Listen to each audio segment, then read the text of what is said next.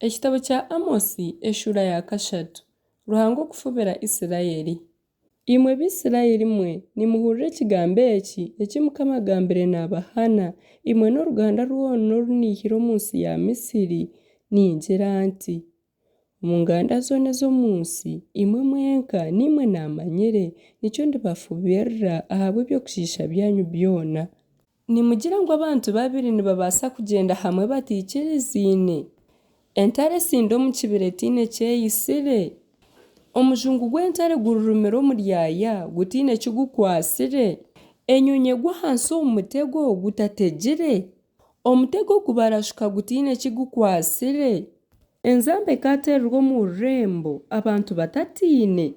Akabi kagwa aha rurembo Mukama takareesire? Buzima Mukama Ruhanga atakora kintu kyona atabandize kukishuururira abiiru be baanabi. Entare esinzire mbwenu oho tarikwija kutiina?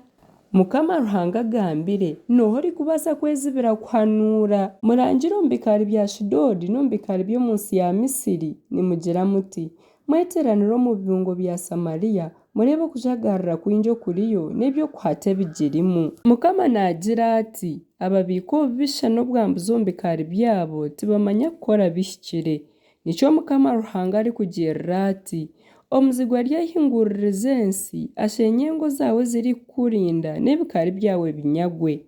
Oku nikwo Mukama arikugamba naagira ati nk'oku omuriisa asukura amaguru abiri nari ekicweka ky'okuta omu kanwa k'entare n'abantu abatwire Samariya bagaramisiririze omu keehego k'ekitabo n'aha mishego y'ekitanda yaariire nikwo barijunwa.